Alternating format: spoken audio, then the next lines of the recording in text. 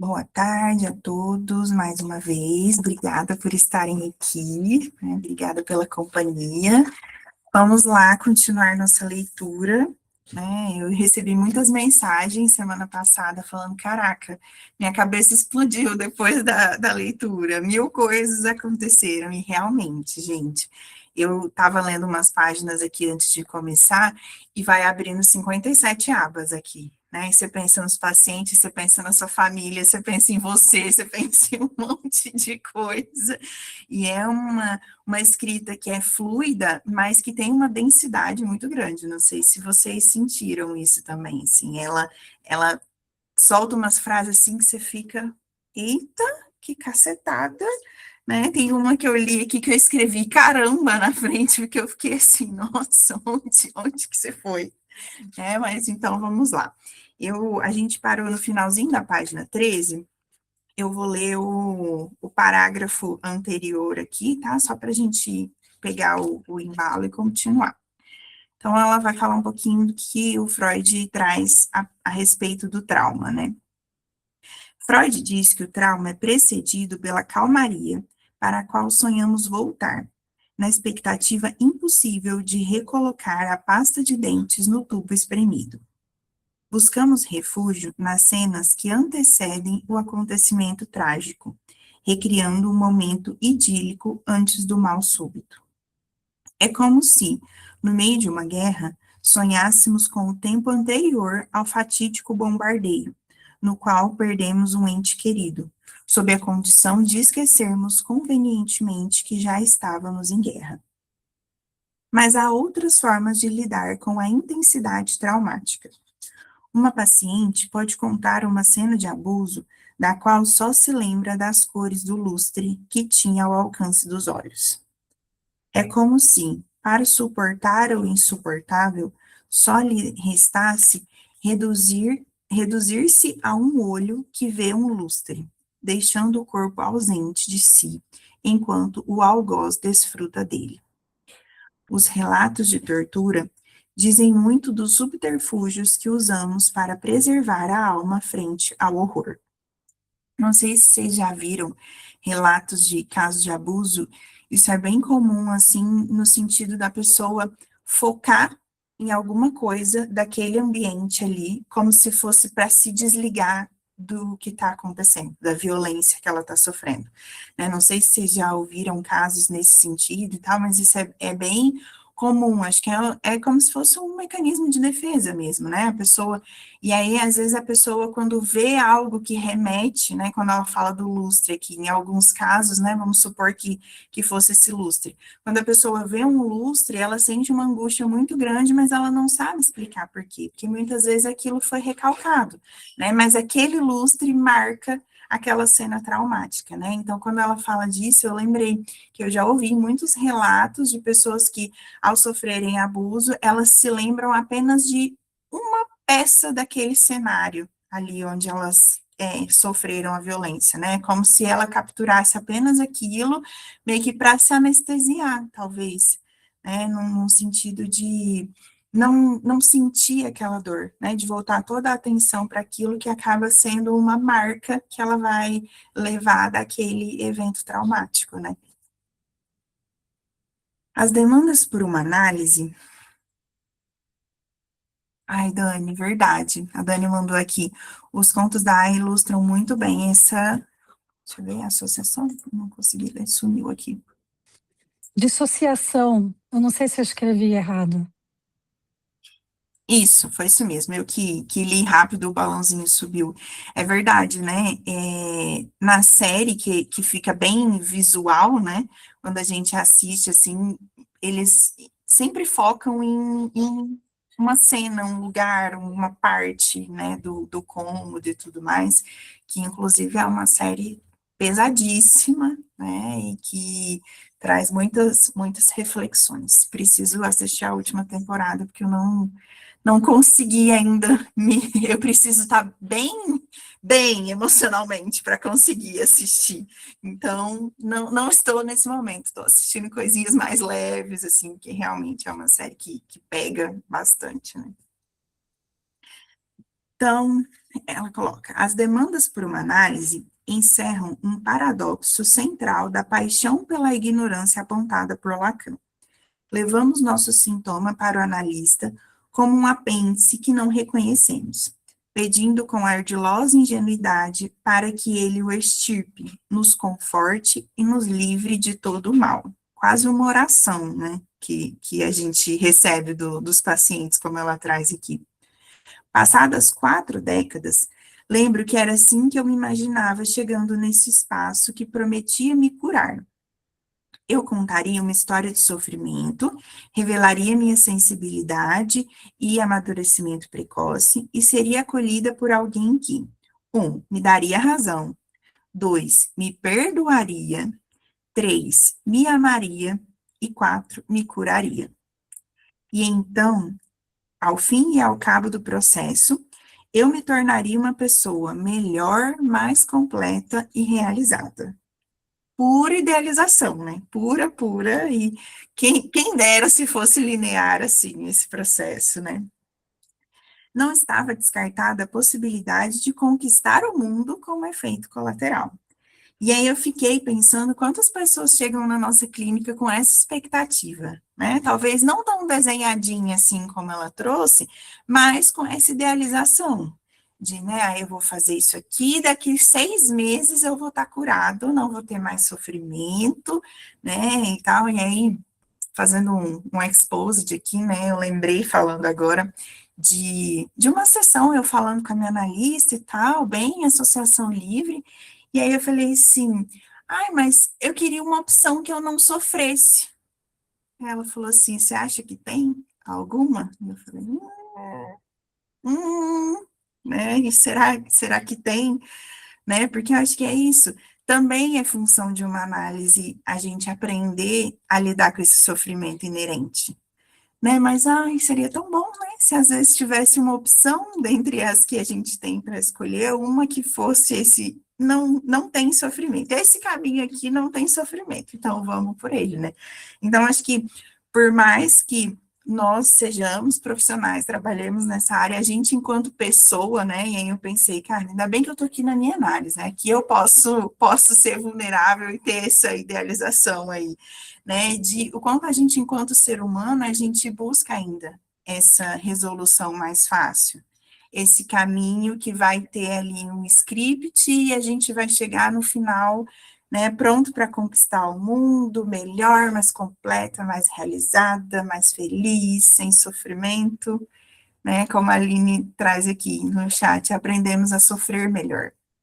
E é isso, né? A gente vai aprender. Tem dia que é mais fácil, tem dia que nem tanto, mas é esse um dos objetivos, né? E quantas vezes a gente recebe pessoas com essa idealização, com esse caminho muito fácil, muito bonito, ah, eu vou fazer terapia, agora eu vou ficar bem, né? E às vezes a gente escuta até no discurso deles dizendo que tá tudo resolvido, tá tudo maravilhoso, né? Fez 4 sessões, nossa, eu tô me sentindo tão bem, nananana. E você fala mesmo, a gente já fica com uma pulguinha atrás da orelha, né? Será que é possível, né? Então, isso é muito presente. Eu fiquei pensando em muitas situações assim, que eles vêm realmente com essa oração, né, que ela fala aqui, nos conforte e nos livre de todo o mal, né, colocando o analista como esse ser muito poderoso, quase onipotente, e que não é bem assim. Então, às vezes, acho que também é nossa função, e eu gosto de fazer isso, de ir aos poucos, né, quebrando ali, né, claro, de maneira muito sensível, essas expectativas que às vezes o paciente vem, né, de mostrar para ele que, olha, não é bem assim, né? Não é se livrar do sofrimento como eu queria, né? Não é esse caminho muito bonito, muito simples, às vezes dói, às vezes machuca, às vezes dá vontade de desistir, às vezes dá vontade de mandar o analista para alguns lugares, né? Então não é gostoso assim, não. Então, acho que a gente recebe muito essa idealização, né? E eu, pelo menos, procuro ir aos poucos quebrando um pouquinho, mostrando, né, o que realmente é o objetivo e que não é fácil. Só quem passa por uma análise sabe que não é brincadeira sustentar esse lugar, né? Vocês querem comentar alguma coisa? Só vi as cabecinhas concordando aí. Alguém quer comentar sobre essa idealização ou algo que vocês ficaram pensando? A Aline colocou, trazer a realidade a conta-gotas. Às vezes é a única opção, né? Porque se você joga um balde de realidade na pessoa, ela não dá conta, não. Então a gente vai, né, a conta-gotas mesmo, ali, com esse feeling, com essa sensibilidade. Pode falar, Tassi. Não, conforme você foi falando, né, eu fiquei pensando que tem alguns pacientes que às vezes eles vêm, eles trazem um assunto na sessão, a gente trabalha aquele assunto, mas assim, foi uma sessão, um início, aí a pessoa fala, ai, nossa, ainda bem que eu já resolvi isso, como se assim, aquele 50 minutos resolvesse uma questão muito extensa, aí ela fala, não, agora eu já tô bem com isso, e repete isso para nós, mas repete isso para ela mesma, como se assim, agora eu não preciso mais mexer nisso aqui, agora está ótimo, sendo que aquilo foi só o início, né, de um processo, de uma caminhada, então eles, né, quase vêm com essa oração, olha, então eu fiz isso, já falei, agora já estou curada, agora já estou pronto para outra. Sim, exatamente. E vou deixar a Ana falar, depois eu comento. Pode falar, Ana. Então, tudo bem, gente? Boa tarde. Tudo Também bem. aconteceu uma situação engraçada comigo. Uma paciente me procurou e falou assim, porque a minha meta são 10 sessões, você acha que resolve?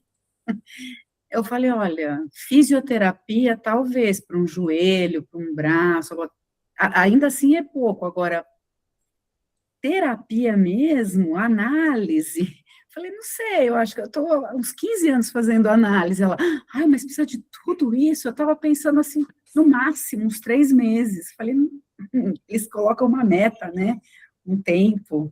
É muito engraçado, é muito curioso Vamos isso. resolver logo. Ela já chegou assim, eu quero fazer 10 sessões, resolve o meu problema?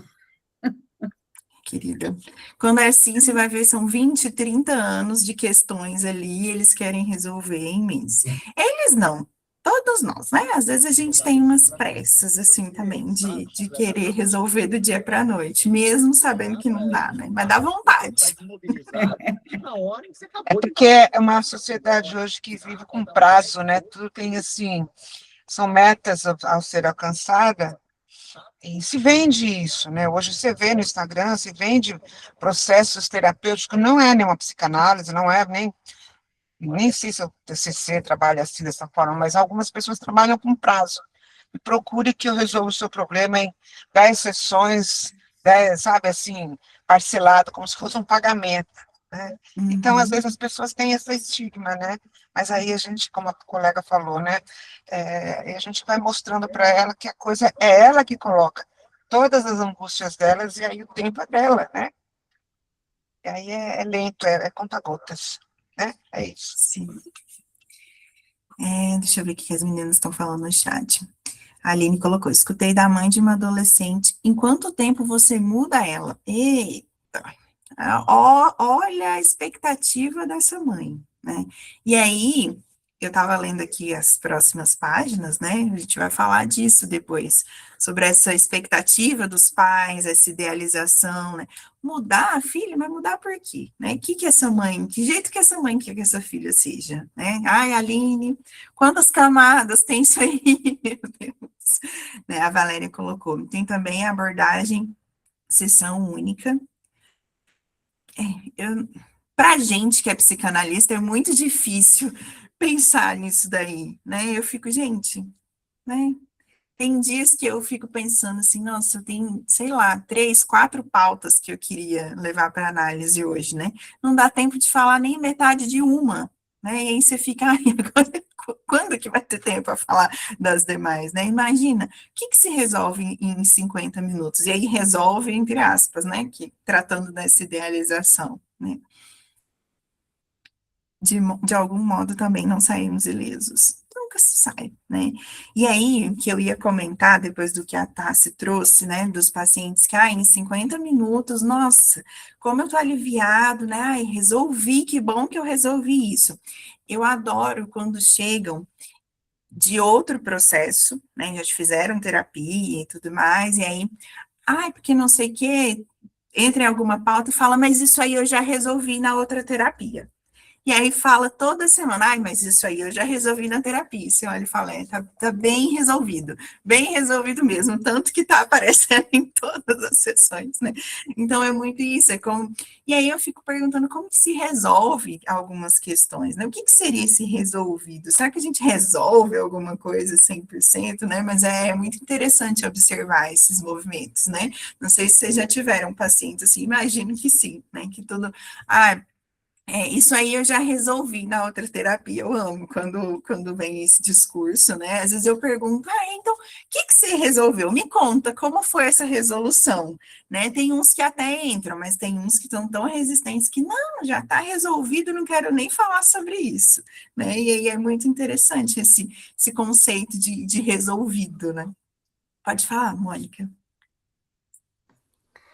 Então, mas para mim vem um pouco o contrário, né? Um paciente que fica muito tempo em análise também, e vem para uma terapia que às vezes é mais objetiva, ou é mais interativa, né, de alguma, mais focada em alguma questão, enfim, nas 1000 modalidades que tem por aí, e eles também vêm se explicando muito, mas sem muita capacidade de se resolver na vida. Então, eu acho que também tem gente que passa por processos de análise extremamente longos, em que eles vêm se explicando, então, porque eu funciono assim, assim, assim. Então, ele se explica muito e se impõe para o mundo desse jeito. Então, essa também, eu acho que é a contramão disso, né?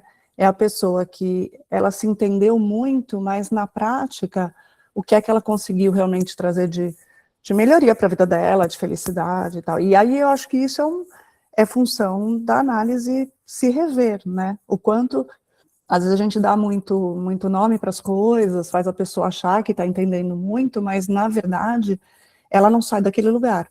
Assim, o respeitar demais o ritmo do paciente, às vezes, também é não ajudar, fica entretendo problemas, né? Isso acho que é uma grande falha da psicanálise, que abre espaço para todo tipo de abordagem de meia hora conseguir clientela, né? Porque assim, lá não funcionou, lá eu gastei não sei quanto, então acho que tem os dois lados, né? Sim, com certeza. E acho que também é função de uma análise esse movimento, né? A vida é feita de movimento, né? Então, acho que realmente, assim,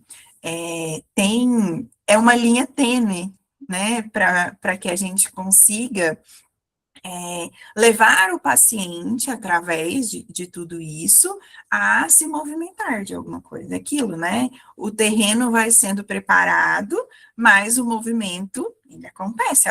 As pulsões estão ali, seja de vida, seja de morte, mas esse movimento precisa acontecer, né? Então, é essa linha tênue aí entre essas várias resoluções que eles buscam e tudo mais, e o agir, né? E aí eu acho que esses agires, né, são diversos e às vezes são muito pequenos, e eu acho que é função do analista também estar atento a isso, né? Eu vejo muito isso em supervisão, às vezes a gente está meio empacado, ou acha que está meio empacado por um caso, com um caso, isso acontece muito comigo. E aí, quando você leva para a supervisão, e você vai contando, e o supervisor vai te questionando, não sei o que, ele olha e fala, nossa, ele já fez isso, ele já conseguiu mudar isso, ele se posiciona em tal situação que antes, e aí você fala assim, nossa, é mesmo?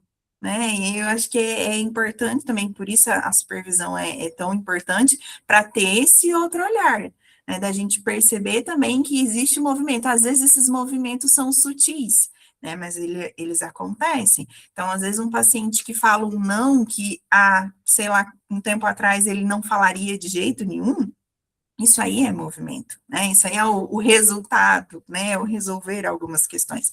Então, realmente, acho que também faz parte da análise essa ação, né, não é só ficar ali, né, no explicar, no entender, mas também no agir, né? Acho que tem essa parte.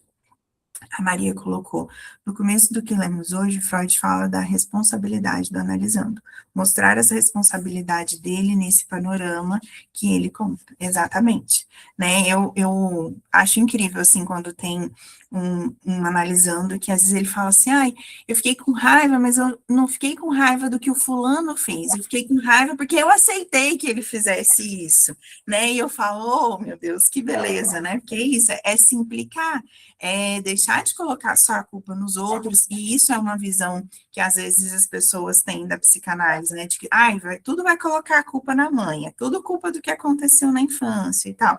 E aí esse movimento de um sujeito, que ele olha as responsabilidades, ele olha as marcas, né, que tudo que ele viveu deixou nele, mas que ele consegue se implicar e a partir daí falar, não, eu posso me posicionar diferente, também é muito importante, né. Mais alguém quer comentar alguma coisa? Certo? Vamos lá, então. Página 15. Uma versão. Agora, ela entra numa parte bem pesada, assim, pelo menos eu achei, né? Vamos ver o que vocês vão achar.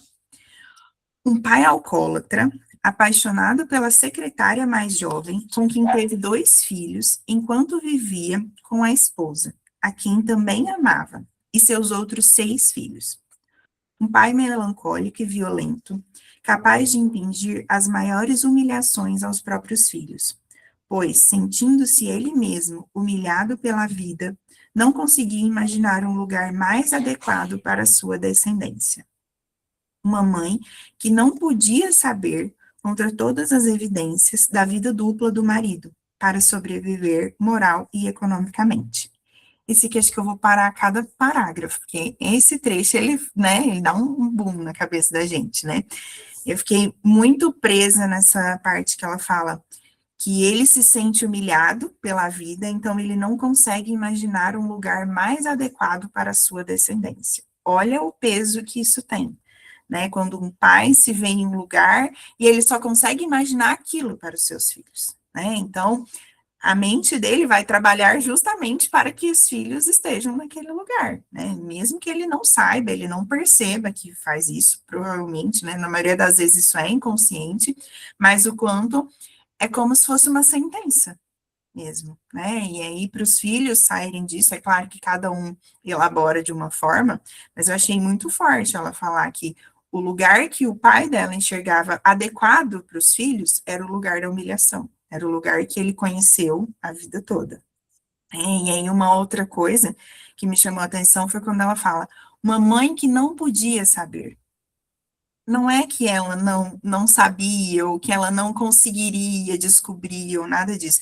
Ela não podia saber dessa vida dupla. Ela não podia saber que o marido tinha outra família, né? Porque ela precisava sobreviver, moral e economicamente, né? Então, olha o cenário que ela traz em um parágrafo, né? Esse pai que tinha outra família, que era melancólico, que foi sempre humilhado e que, né, criou esse lugar de humilhação para colocar os filhos também, e essa mãe que não podia saber dessa vida dupla. Ela precisava manter aquilo para sobreviver, né? Querem comentar alguma coisa? Não, vamos seguir? Então, vamos. Anos de trabalho na clínica me fizeram testemunhar arranjos diferentes diante da humilhação que os pais carregam e que se transmite à prole.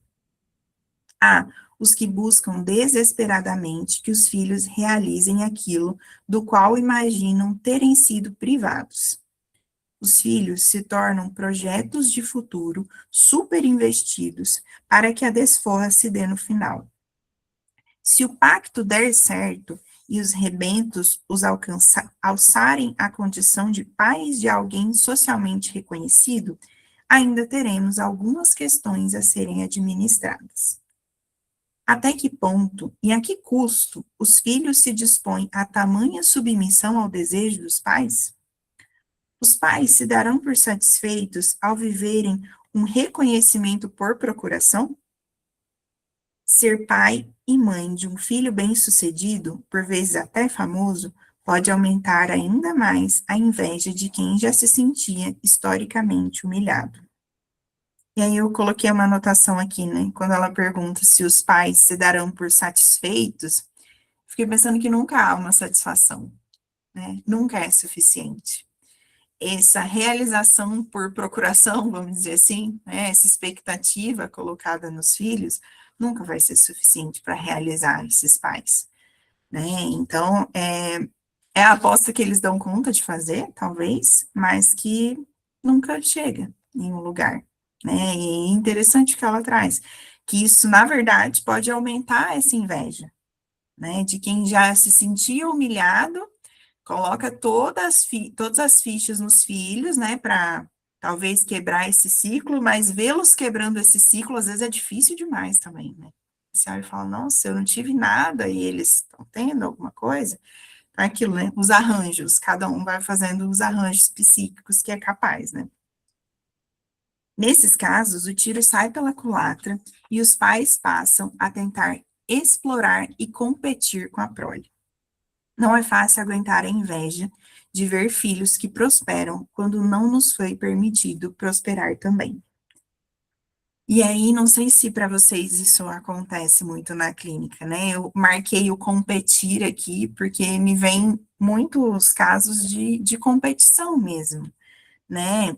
Não num lugar, né, reducionista, mas a gente vê muito entre mãe e filha essa competição, né? Muitas vezes aparece uma mãe que, né, tá sempre diminuindo a filha, que está sempre competindo, que está sempre, né, tentando trazer esse lugar de humilhação, né? E aí talvez seja um dos arranjos possíveis ali para aquela mãe. Ela traz um outro ponto também é bem problemático, também pode acontecer de os pais ficarem tão identificados com o risco de os filhos sofrerem humilhação que passam a superprotegê-los e vitimá-los, não suportando a ideia de vê-los rebaixados. Privam os filhos de experiências nas quais imaginam que eles poderiam fracassar, ou seja, de quase tudo na vida.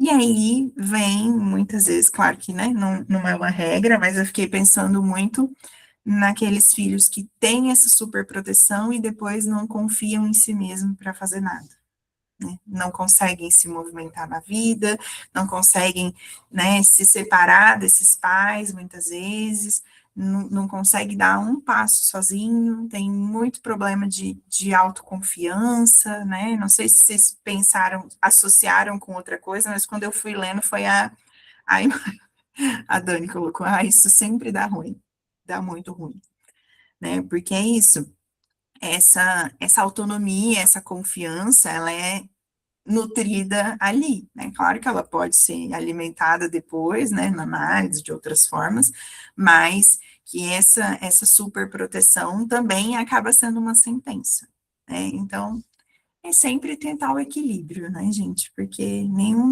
dos dois extremos vai dar bom, né? Vocês querem comentar alguma coisa? Vocês pensaram nessa linha mesmo?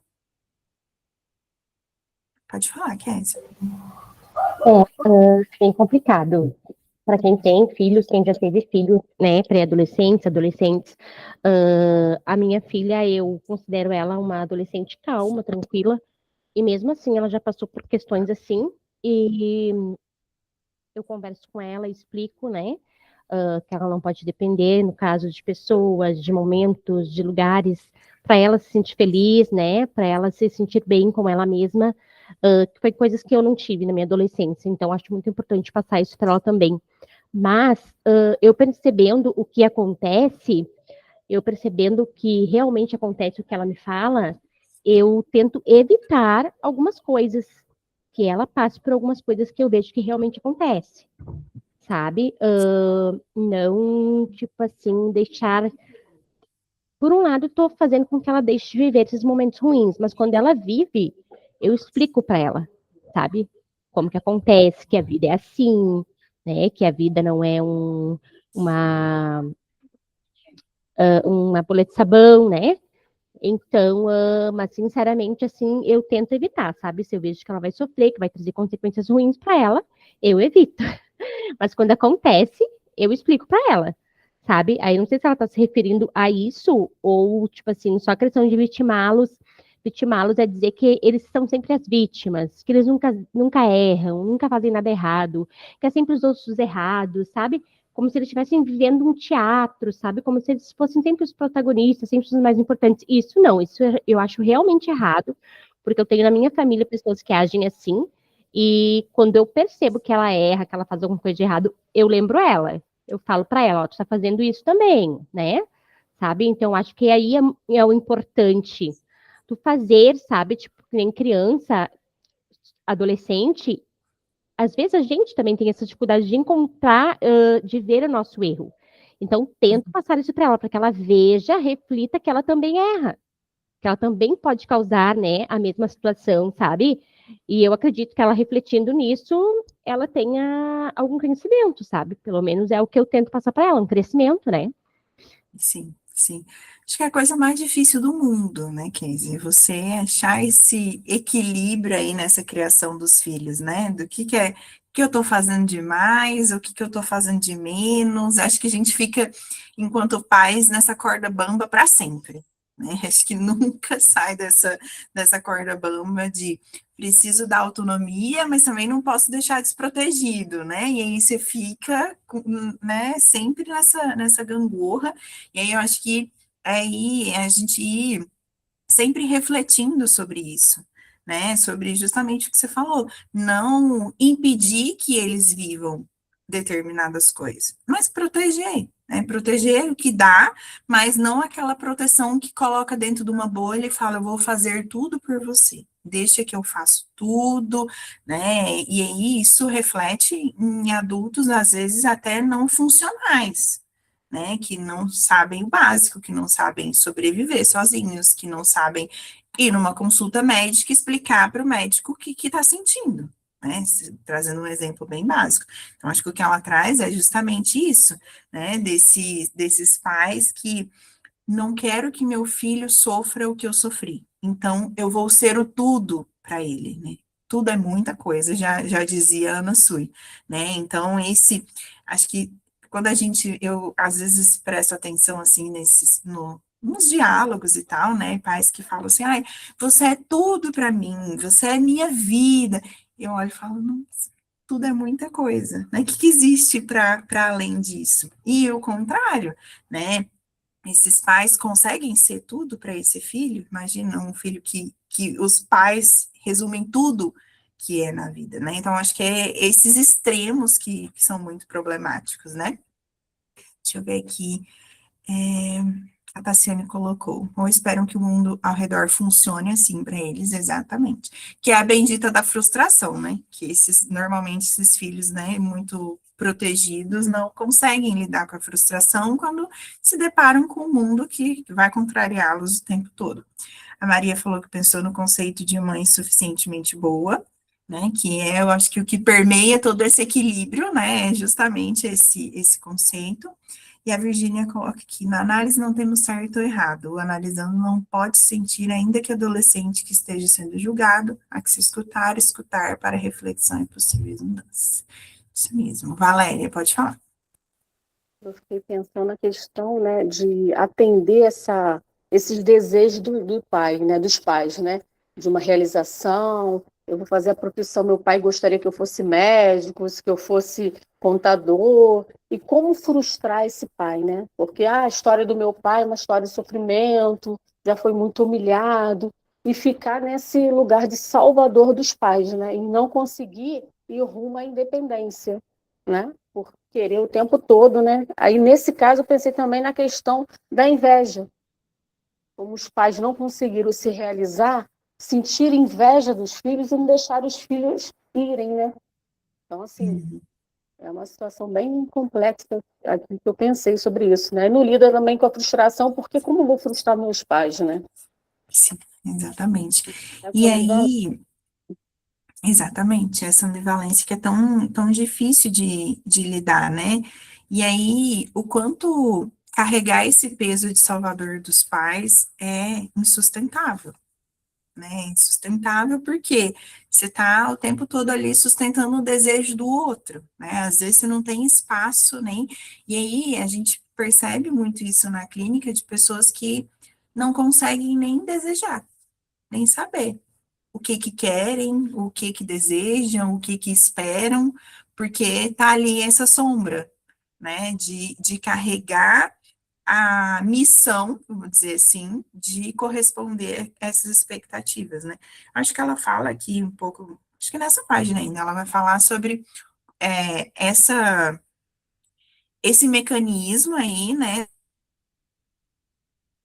da constituição do eu, mas, de novo, né, tudo tem a sua medida, né, não dá para passar. A Dani colocou, esse comentário me lembra a história do Richardson, que estava no auge da frustração com a carreira e a maior preocupação dele era contar isso para o pai. Sim, exatamente. E aí, a gente vê muito isso na clínica, né? Das pessoas, às vezes, tomarem decisões, né? Tipo, ai, vou comprar um apartamento, moro com os pais, vou comprar um apartamento e vou me mudar. Já tá com tudo pronto, os papéis assinados, apartamento comprado, e não sabe como que conta para os pais que vai sair, né? Um exemplo, assim, que a gente vê acontecer. Coisas muito banais, né? Eu já escutei de pessoas que iam sair com uma roupa, a mãe falou que, nossa, não gostei dessa roupa. A pessoa não conseguiu mais vestir a roupa, né? Ela teve que voltar a trocar e a roupa ficou lá no guarda-roupa por muito tempo. E ela gostava daquela roupa. Mas aquele olhar vem de tipo, isso eu não aprovo, né? Então, coisas que parecem muito pequenas, mas que vão atravessando o sujeito de uma forma que pega muito, né? Aquilo que gruda e que continua ali. Vamos lá. O uso que se pode, o uso, eu circulei essa palavra, né? O uso que se pode fazer dos filhos, na esperança de aplacar angústias infantis, depende da posição inconsciente que a prole, e cada filho em particular, ocupa nas fantasias dos pais e dos cuidadores principais. É aquilo, né? Não existe um pai igual para nenhum filho e não existe nenhum filho igual, né? Então, cada um vai ocupando um lugar aí nessa dinâmica, e aí por isso, às vezes, os resultados são tão diferentes, né, de um filho para o outro. Todos os casos que podem derivar dessa demanda por vingar a experiência de humilhação dos pais, e muitos são os cenários possíveis, partem da mesma lógica. A impossibilidade de ver em nós algo além de vencedores e perdedores. Eu fiquei pensando muito nessa frase em algo que eu vejo bastante na clínica, que é de pais que não conseguem aceitar que o filho pense diferente deles, né? E aí que eu sinto que aparece muito, é como se o filho pensar diferente quer dizer que um dos dois está errado, né? Que aí eu acho que vem naquela competição. Não pode ter dois certos, né? Se eu faço assim e o meu filho faz diferente, ele está dizendo que eu estou errado? Não, mas eu não estou errado, não. E aí vira essa briga, né? Dessa dificuldade de perceber que podem existir diferentes que são certos. Para cada um, certo é uma coisa, né? Mas eu vejo que às vezes tem muita resistência dos pais de, não, por exemplo, né, uma pessoa que criou os filhos de determinada maneira, e hoje a criação é totalmente diferente, né, vou falar da realidade que eu vivo, assim, né, hoje é açúcar, não pode açúcar antes dos 2 anos, tem que evitar tela, tem um monte de coisa, não pode chupeta, não pode isso, não pode 70 bilhões de coisas, né, para os bebês, e aí, e eu atendo muitas mães também, com bebês e tal, e o quanto é difícil, às vezes, para os avós, perceberem que mudou. Hoje, eles vão fazer diferentes. Quer dizer que o que você fez está errado? Não. Era o certo da sua época, talvez, era o jeito que você decidiu fazer. Mas eu vejo muito esse conflito, assim, de não, eu fiz desse jeito, então o certo é desse jeito, você tem que fazer desse jeito. Né? E não é assim, 8 ou 80, né? E às vezes eu vejo que os pais têm dificuldade de olhar para as decisões do filho, ver que são diferentes das dele e falar assim, tudo bem, o seu caminho é esse, o meu foi diferente, né? Então, acho que quando ela fala disso, me veio essa questão dessa rigidez, muitas vezes, de não faça diferente, porque senão você vai dizer que eu estou errado, e eu não posso estar errado. Então, né, trate de fazer como eu fiz, né? E isso é às vezes, muito difícil para os filhos lidarem e dizer, não, o meu jeito é esse. É isso mesmo, Aline, parece uma ofensa, e uma ofensa seríssima, né? Tem pais que ficam extremamente ofendidos mesmo. Vamos ver. E como para o martelo tudo é prego, fica difícil para esses pais reconhecer que somos 8 bilhões de pessoas incomparáveis sobre a Terra. Eles seguem se medindo com todo mundo, na esperança de um dia estarem no topo, sob o preço de não aguentarem perder. E, portanto, incapazes de ganhar sem ficarem paranoicos pelo medo de perder o que conquistaram. Então, nunca ganha, né, gente? Porque se ganha, fica com medo de perder o que ganhou e não quer perder. E aí, né? É um ciclo interminável. Estão aí os donos do mundo a servir de exemplo, sem limites, na busca por um poder que nunca os satisfaz, e paranoicos com o risco de serem deixados para trás, pois é isso que eles costumam fazer com os outros. Mas não estou sendo inteiramente justa aqui. Todos nós nos medimos com o semelhante. Não conseguimos prescindir dessa baliza, que, por sinal, é condição para a fundação do eu. O processo psíquico que permite que nos reconheçamos como alguém e digamos eu sou, só se dá na relação com o outro que nos serve de modelo e de rival. A rivalidade vem junto com a necessidade de não se confundir com o outro, de se separar. Isso acontece porque nos primórdios precisamos ceder à linguagem que nos precede, nos alienarmos às palavras. Só temos acesso à linguagem através dos cuidadores, que são a única forma de entrarmos nela. A linguagem já estava lá antes de nascermos, portanto, ela nos coloniza e nos aliena. Foi bem lacaniana aqui agora, né? Foi um Lacan na veia aqui, falando sobre a linguagem, mas de forma bem didática, né? É isso, a gente é introduzido a partir daquele eu que a gente vai olhar e vai entender, nossa, tem outro. Então, eu sou uma coisa, o outro é outra, e para que isso aconteça, precisa haver essa comparação, né? Não é possível se constituir sem ser atravessado por esse olhar do outro, né? Sem ser atravessado por essas palavras, por essa nomeação que o outro traz.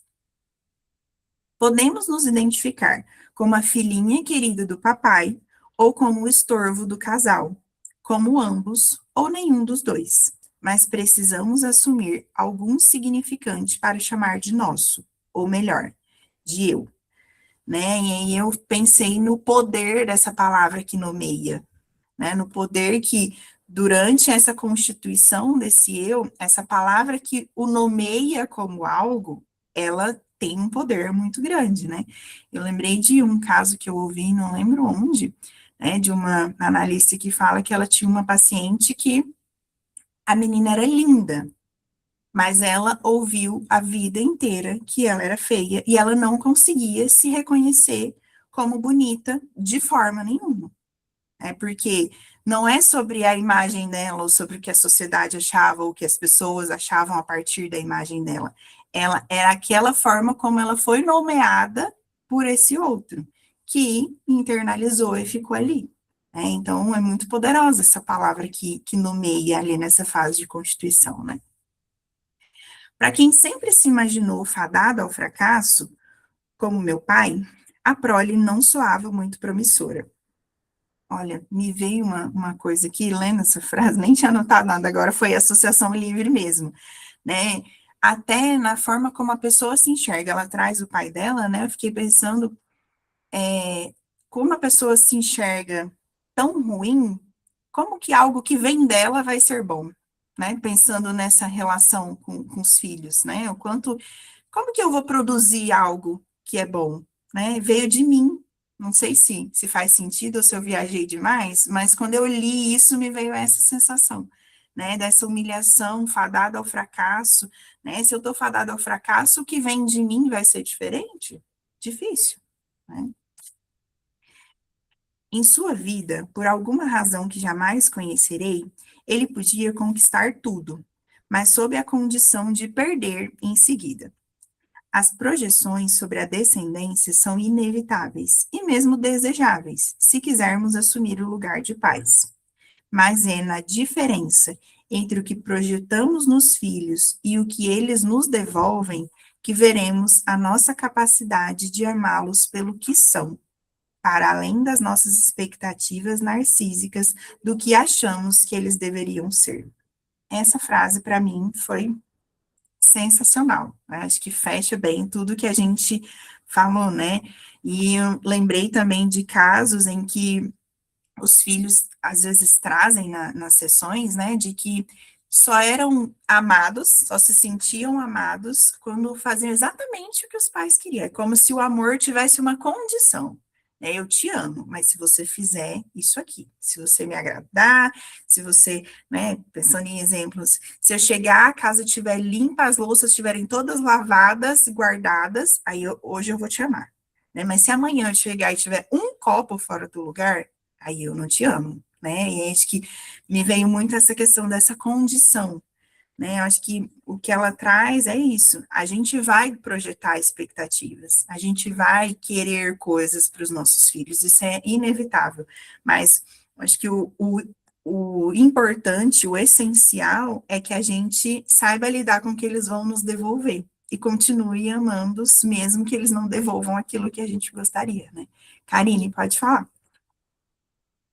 Boa tarde. Boa tarde. Isso me faz pensar, né, o que carrega essa maternidade, né? Aquela história, veio de mim, mas não sou eu. Isso é forte, né? Veio de mim. E eu tô falando em relações que não é uma adoção, né? Mas é porque é confuso, né? Em certo momento eu preciso do outro, mas em certo momento eu vou ter que me separar desse outro. Mas o que eu sou mesmo? É o que eu sou ou é o que o outro projetou em mim? E ter um filho é projetar, é desejar, tá tudo ok, né? Mas existe um certo momento que tu precisa fazer essa separação. E aí eu percebo, muitas vezes, atendendo, que, sabe, esse cordão que não foi cortado, sabe? Que a pessoa vê assim, não, mas ela é uma projeção de mim. E às vezes, quando tu vai conversar com os pais, o desejo é tudo, eu não tive isso, eu não tive aquilo. E assim, ó, isso para quem carrega isso é muito forte. Por isso que não é. Fiquei pensando quando você falou, né? A pessoa vai lá, sai de casa, compra uma casa, mas não consegue falar para os pais. Olha só o peso, né? É uma relação pesada, né? E aí eu fiquei pensando sobre isso, o quanto é importante quando os pais eles percebem que eles são diferentes e eles tiveram a história deles, né? Que vai, querendo ou não, vai dar vai vai pegar na gente, vai. Só que muitas coisas a gente pode deixar eles não passarem por aquilo, porque tem a ver com a nossa história, né? E é muito difícil mesmo, assim, fiquei pensando. Mas isso me veio eu estava aqui só vendo você ler, e eu me dei conta que realmente veio de mim, mas não sou eu. Veio de mim, mas não sou eu. Sim. Você falou, me veio a expressão, né? É um pedacinho de mim, porque, na verdade, é um pedacinho da gente, né? Quando, claro, como você disse, né?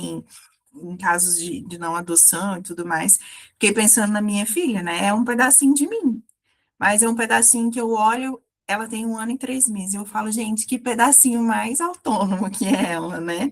Mesmo que ainda seja muito pequenininha, e assim, é uma coisa que me brilha os olhos, ver a autonomia dela, ver ela querer fazer as coisas sozinha, né? Às vezes eu vou segurar a garrafa d'água para ela, ela pega a garrafa e vai tomar, né? E eu falo, isso, filha, é assim mesmo, né? Vai adquirindo isso, porque é isso, a gente ter essa maturidade, né, essa capacidade de auxiliar nesse processo de separação, de se desprender, né, e não impondo essas condições, impondo de você vai ser amado se você for de determinada forma, né, você vai receber acolhimento se você cumprir tais requisitos, porque aí sim é colocar um peso grande demais para a pessoa sustentar, né, então acho que essa frase aqui, botei até uns coraçãozinhos aqui do lado, porque é justamente isso, né, quando eles devolvem aquilo que a gente não esperava, diferente do que a gente esperava,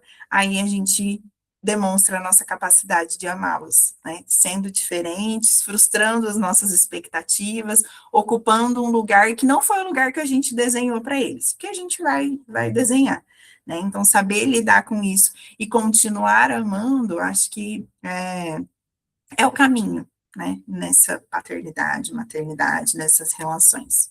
Pode falar, Mônica.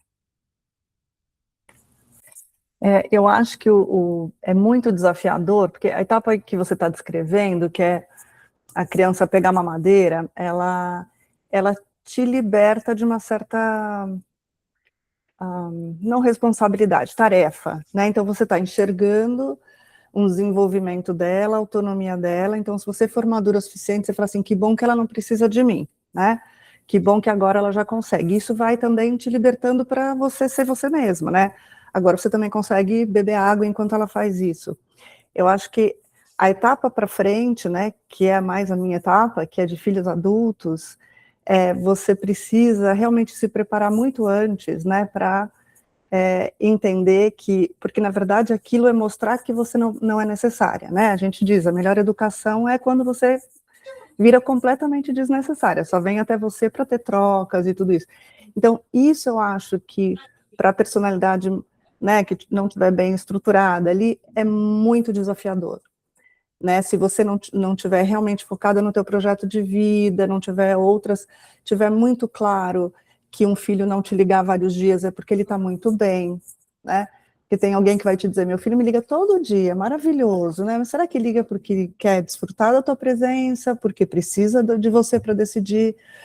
Então, essa nuance, né, nas diferentes etapas do desenvolvimento é que, realmente, quando você atende um paciente que está com filhos nessa idade, você percebe como pode ser muito ofensivo para um pai, ver o filho tomando todo esse espaço no mundo quando ele está regredindo no mundo, às vezes, né? Ele está conquistando o mercado de trabalho quando eu estou me aposentando, ele está tendo umas super experiências maravilhosas sexualmente quando eu estou ali na menopausa. Então, realmente é quando eu acho que a gente precisa ter muito esse olhar para toda a família, entender os desafios que eles podem estar passando, né? Sim, sim. Por isso que eu falei, né, a gente nunca sai dessa corda bamba, né, Mônica? Todas as fases vão trazer, né? E aí você foi falando, eu fiquei pensando naquilo de, às vezes, um mecanismo inconsciente mesmo de sentir que é preciso ser necessário para os filhos, porque senão eles não vão voltar, né? E aí, tá, mas eles vão voltar só porque isso é necessário? Você não pode construir vínculos que façam eles voltar porque eles querem, ou às vezes eles não vão voltar mesmo, e aí não tem muito que a gente possa fazer sobre isso, né? Mas acho que às vezes eu percebo isso de pais que preciso ser necessário para ele, né? Porque, e aí tem muito aquela ideia do, e quando eu precisar de alguém para cuidar de mim, né? E aí vem essa coisa de, né, essa fantasia que é muito comum e tal.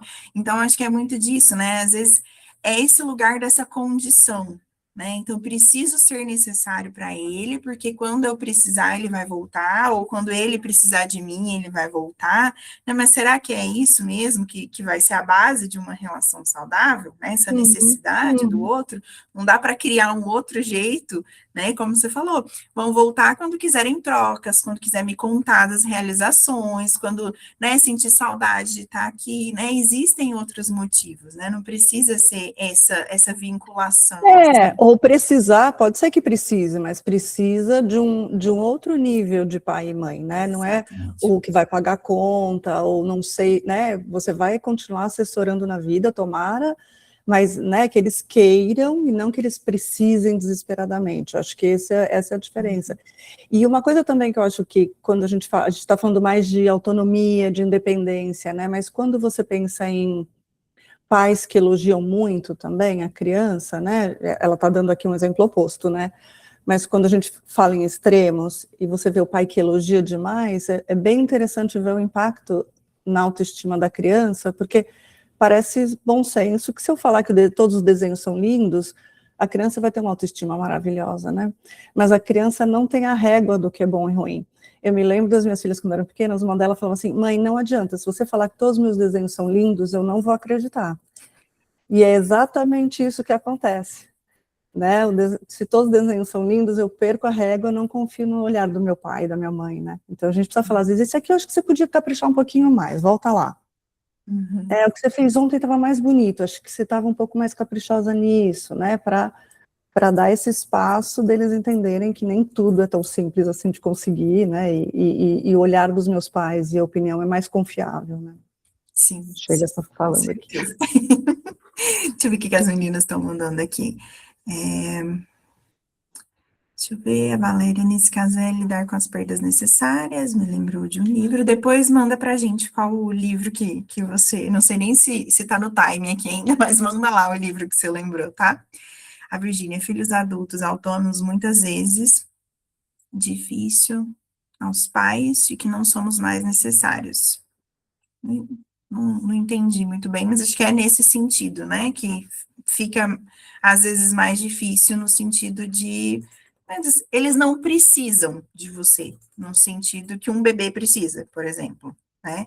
Mas, como a Mônica trouxe, eles podem precisar em outros sentidos, né? E acho que o precisar é mais no sentido de querer estar perto, né? Não precisar de, se meu pai não me socorrer, eu vou morrer, eu vou passar fome, eu vou, né? Eu vou colapsar ou alguma coisa assim. Mas no sentido de querer estar junto, né? A Dani colocou, às vezes tem pais que preferem não ser procurados. Tem de todos os jeitos. Sei o bom e sei o mal, Kézia, também fiquei pensando nisso, né? De novo, a gente tentando se equilibrar ali. Não vou dar tudo, mas também não vou, né, não oferecer nada. A Jéssica colocou, eu fico pensando naquele paciente que é autônomo, bem-sucedido, conseguiu se desgarrar, mas tem aqueles pais demandantes que ficam dizendo ao paciente que ele não sente saudade, que não liga tanto, e na cobrança que isso gera ao paciente.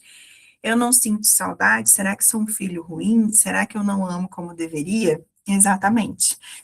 São questionamentos que aparecem muito, né? E aí, acho que quanto é difícil para esses filhos entenderem esse limite também, né? E aí, de novo, não existe um limite igual para todo mundo. Então, é cada um que vai tendo que entender como que vai estabelecer. Tem filhos que conseguem, né, se mudar de país, passar muito tempo sem ver os pais e tudo mais, não sentem a menor falta, não querem estar perto.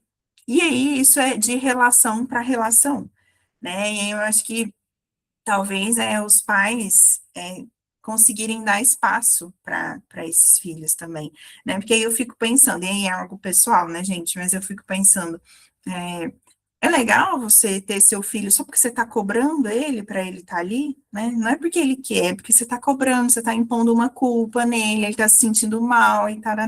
Então, assim, né? Qual que é o que a gente falou? O que faz ele voltar? O que faz ele sentir saudade, né? O que foi construído ali nessa relação, né? E isso é muito difícil. Nossa, gente, já acabou? Já? Bem na hora que ia chegar a frase que eu marquei aqui, que ela vai ficar para a semana que vem, que é bem a última frase aqui. Mas acho que a gente fechou muito bem, né? Com essa coisa. E eu achei incrível, até quando eu estava lendo, tirei uma foto dessa parte aqui que eu quero postar, porque eu achei que é muito legal pensar nisso, pensar nos pais com essa capacidade de lidar com o que o filho deles vai ser capaz de oferecer, né, no sentido de frustrá-los, de não seguir esse desejo, de seguir um caminho diferente do que foi imaginado, né, e o quanto isso é difícil. Então, adorei a nossa discussão, obrigada, viu? Deixa eu tirar a nossa foto, e aí eu vou encerrar a gravação. O que vocês acharam? Gostaram? Estão gostando? Sim. Eu tô achando bem diferente da escrita do Alexandre, assim, bem diferente mesmo, né? Mais densa, até o jeito de escrever as palavras e tal, ela usa algumas palavras um pouco mais difíceis, né? Tem hora que eu tenho que ficar botando significado nas palavras aqui para entender, né? Mas faz a gente ter muitas reflexões também, né? Então, eu tô gostando bastante. Espero que vocês estejam gostando também. Vamos lá tirar a nossa foto. Quem puder abrir a câmera para aparecer aqui. 1, 2 e.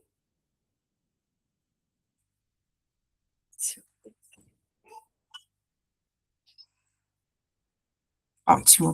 Obrigada, gente. Boa semana para vocês e até semana que vem. Beijo.